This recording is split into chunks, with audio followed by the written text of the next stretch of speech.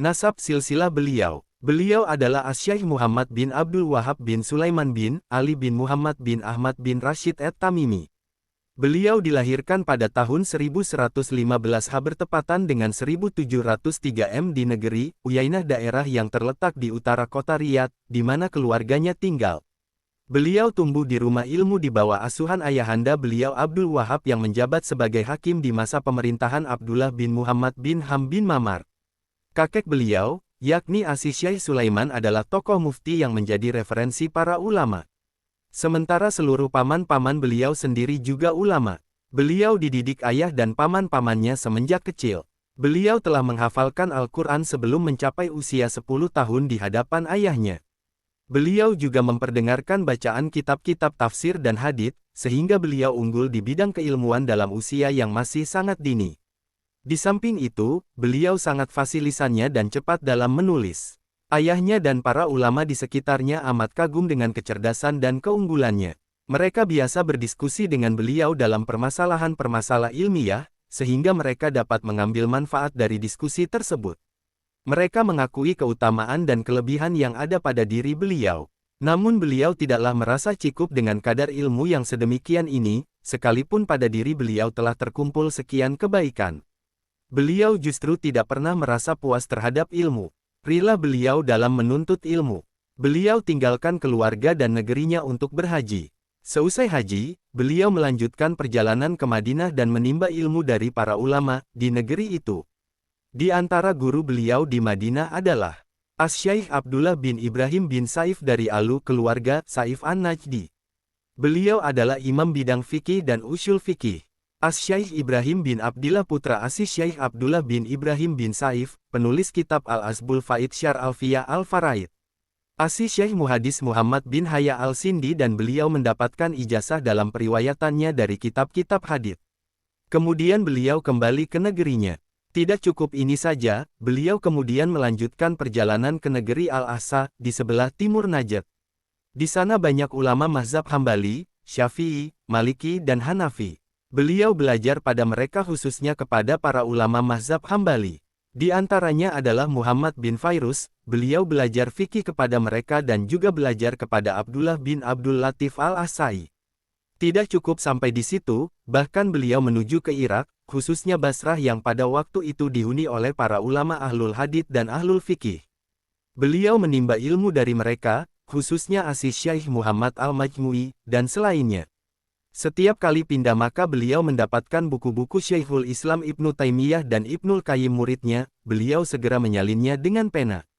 Beliau menyalin banyak buku di Al-Ahsa dan Basrah, sehingga terkumpullah kitab-kitab beliau dalam jumlah yang besar. Selanjutnya beliau bertekad menuju negeri Syam, karena di sana ketika itu terdapat ahlul ilmi dan ahlul hadits khususnya dari mazhab Hambali. Namun setelah menempuh perjalanan ke sana, terasa oleh beliau perjalanan yang sangat berat. Beliau ditimpa lapar dan kehausan, bahkan hampir beliau meninggal dunia di perjalanan. Maka beliau pun kembali ke Basrah dan tidak melanjutkan rilahnya ke negeri Syam. Selanjutnya beliau bertolak ke Najd setelah berbekal ilmu dan memperoleh sejumlah besar kitab, selain kitab-kitab yang ada pada keluarga dan penduduk negeri beliau. Setelah itu beliau pun berdakwah mengadakan perbaikan dan menyebarkan ilmu yang bermanfaat serta tidak ridha dengan berdiam diri membiarkan manusia dalam kesesatan. Dakwah beliau, kondisi keilmuan dan keagamaan manusia waktu itu, benar-benar dalam keterpurukan yang nyata, hanyut dalam kegelapan syirik dan bid'ah. Sehingga hurafat, peribadatan kepada kuburan mayat dan pepohonan merajalela. Sedangkan para ulamanya sama sekali tidak mempunyai perhatian terhadap akidah salaf dan hanya mementingkan masalah-masalah fikih. Bahkan di antara mereka justru memberikan dukungan kepada pelaku kesesatan-kesesatan tersebut. Adapun dari segi politik, mereka terpecah belah, tidak memiliki pemerintahan yang menyatukan mereka.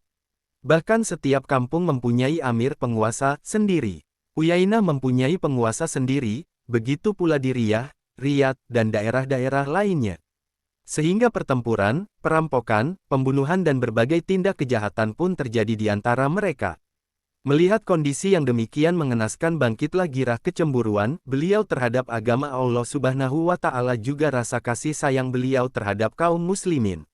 Mulailah beliau berdakwah menyeru manusia ke jalan Allah Subhanahu wa Ta'ala, mengajarkan tauhid, membasmi syirik, khurafat dan bid'ah-bid'ah serta menanamkan manhaj salafus sholih. Sehingga berkerumunlah murid-murid beliau baik dari Diriyah maupun Uyainah. Selanjutnya beliau mendakwahi Amir Uyainah. Pada awalnya sang Amir menyambit baik dakwah tauhid ini dan membelanya.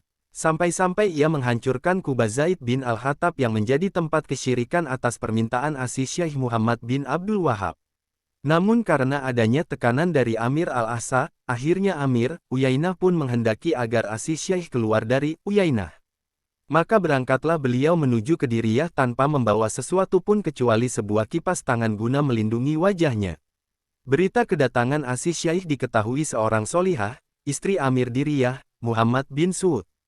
Dia lalu menawarkan kepada suaminya agar membela Syaikh ini karena beliau adalah nikmat dari Allah Subhanahu wa Ta'ala yang dikaruniakan kepadanya, maka hendaklah dia bersegera menyambutnya.